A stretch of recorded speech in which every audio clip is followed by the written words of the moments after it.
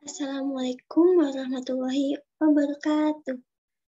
Baik, perkenalkan, nama saya Desy Rizky Fajriyah dengan NIM P20630121072. Baik, di sini saya akan mempresentasikan hasil makalah saya dengan judul Bahaya Pewarna pada Makanan dan Minuman yang Dijual di Pasaran. Oke, langsung saja ya. Nah, yang pertama ini ada pengertian. Zat warna merupakan suatu senyawa warna yang memiliki kecenderungan suatu unsur kimia terhadap benda yang diwarnainya. Nah, di mana pemerintah Indonesia melalui Peraturan Menteri Kesehatan atau Permenkes menetapkan 30 zat warna berbahaya, di mana rodamin B termasuk salah satu dari jenis pewarna yang dinyatakan sebagai zat warna berbahaya serta dilarang digunakan pada produk pangan terutama. Nah, meski demikian, penyalahgunaan rodamin B ini sebagai zat warna pada makanan masih sangat relatif terjadi di lapangan serta diberitakan di beberapa media massa. Nah, kemudian bahan pewarna yang seringkali digunakan dalam proses makanan olahan terutama itu terdiri dari dua, yaitu ada pewarna sintetik atau buatan dan pewarna alami. Nah, di mana pada pewarna sintetik atau buatan ini biasanya menggunakan bahan-bahan kimia seperti tartrazin. Nah, terkadang para pengusaha yang licik itu menggunakan pewarna bukan makanan itu untuk memberikan warna pada makanan. Nah, supaya apa? Supaya mereka mendapatkan keuntungan tentunya. Nah, selain itu juga pada warna sintetik atau buatan ini contohnya ada dua, yaitu rodamin B dan metanil yellow. Atau maksudnya kedua bahan ini itu sangat berbahaya karena dapat menimbulkan kanker serta penyakit lainnya. Dan pewarna sintetik atau buatan ini yang boleh digunakan pun harus bisa gitu dibatasi penggunaannya. Kenapa? Karena memang pada dasarnya itu memang setiap senyawa sintetis atau buatan ini yang sudah masuk ke dalam tubuh itu akan menimbulkan efek yang sangat berbahaya. Nah, sedangkan pada warna alami ini biasanya lebih mudah mengalami pemudaran pada saat diolah, serta warna alami ini tidak bebas dari masalah. Artinya apa? Artinya pewarna alami ini tidak berbahaya seperti pewarna sintetis atau buatan.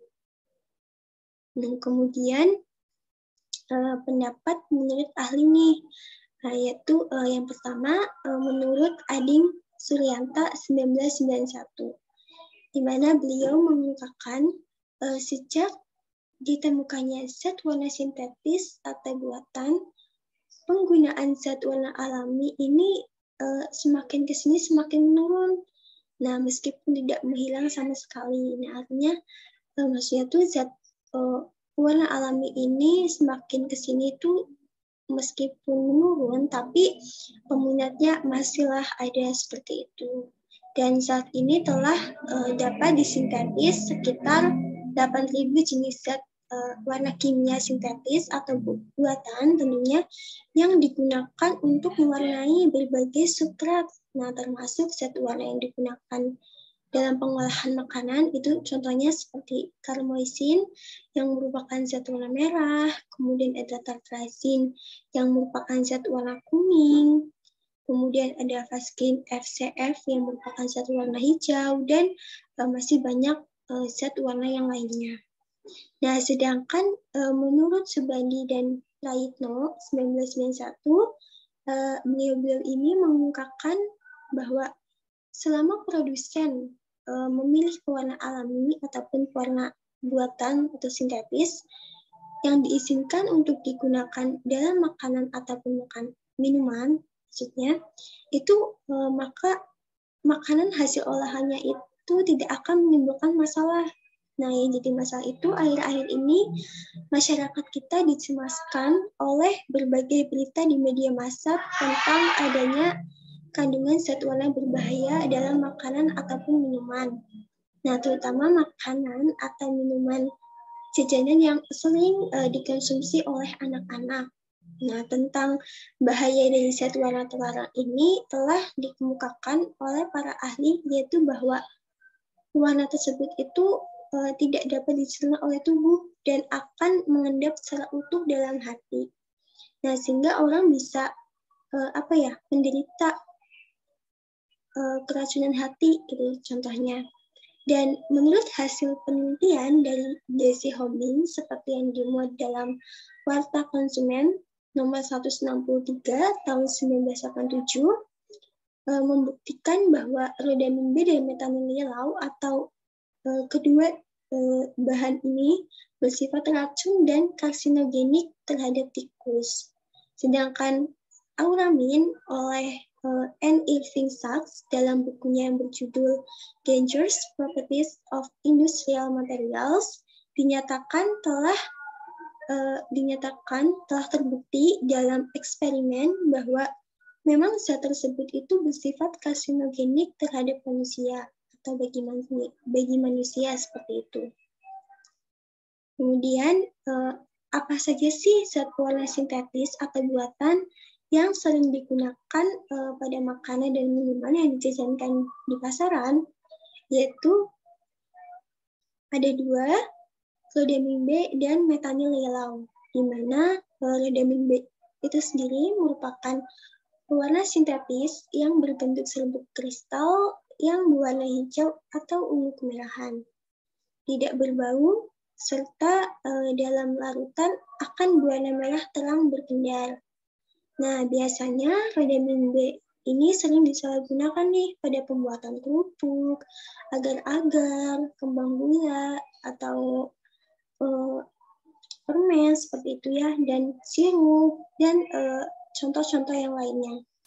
Nah, di sini juga ada ciri-ciri pangan yang biasanya mengandung zat warna rodamin B nih, antara lain yaitu warnanya yang cerah mengkilap, serta lebih mencolok.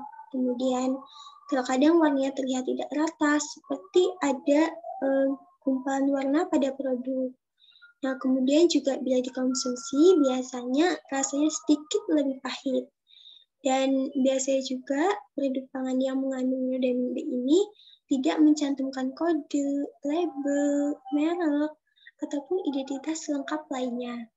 Nah, sedangkan menurut WHO nih, rodamin B ini memang sangat berbahaya bagi kesehatan manusia. Dikarenakan apa? Memang sifat kimia termasuk bahan karsinogen ini dapat menyebabkan penyakit kanker. Nah, jika mengkonsumsi rodamin B dalam jangka waktu yang panjang, maka dapat terakumulasi di dalam tubuh serta dapat menyebabkan gejala pembesaran hati dan ginjal, kemudian gangguan fisiologis tubuh, kemudian gangguan fungsi hati, dan gangguan-gangguan yang lainnya. Nah, kemudian juga jika mengkonsumsi makanan atau minuman yang mengandung rodamin B ini, biasanya urin yang dihasilkan itu akan berwarna merah atau merah muda. Nah, yang kedua ini ada metanililau.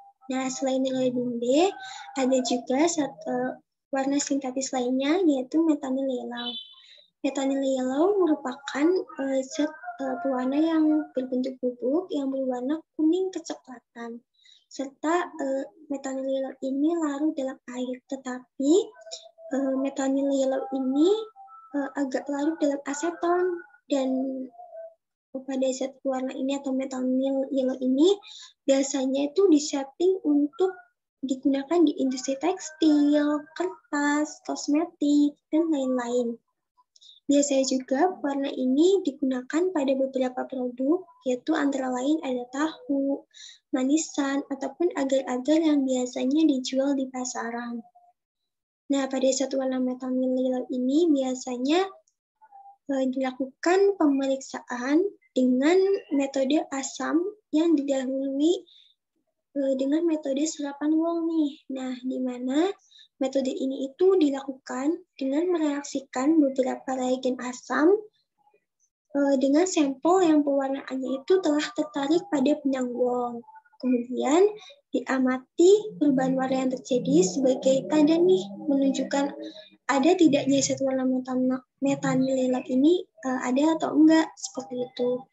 Dan juga ada beberapa ciri-ciri pangan yang mengandung metanil lilau. Antara lain itu warna yang kuning mencolok dan cenderung warnanya berpendar, kemudian banyak memberikan titik-titik warna yang tidak merata, serta terkadang warnanya tidak terlihat rata seperti contohnya ada kerupuk seperti itu. Kemudian ciri yang lainnya tuh jika dikonsumsi rasanya tuh sedikit lebih pahit. Dan biasanya jika sering memakai zat pewarna yang mengandung metanililat ini dapat menimbulkan iritasi pada pencernaan dan jika digunakan dalam jangka waktu yang panjang itu dapat membahayakan sistem tubuh manusia, tidak hanya ginjal tetapi juga terkadang dapat menyebabkan mual, muntah, sakit perut, diare, serta bisa menyebabkan tekanan darah rendah juga, seperti itu. Kemudian ada ciri-ciri pewarna alami dan pewarna buatan.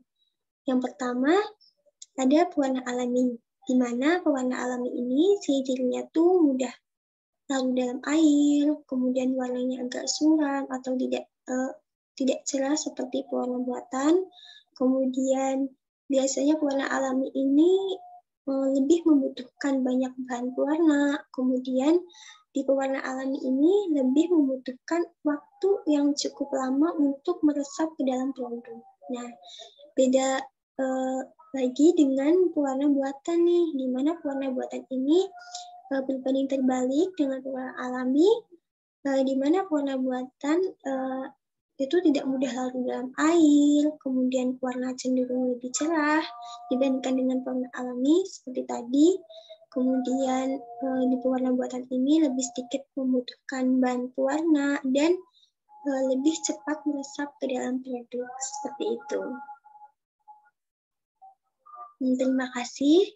Mohon maaf apabila dalam penyampaian tadi ada kesalahan. Saya mohon maaf. Wassalamualaikum warahmatullahi wabarakatuh. Terima kasih.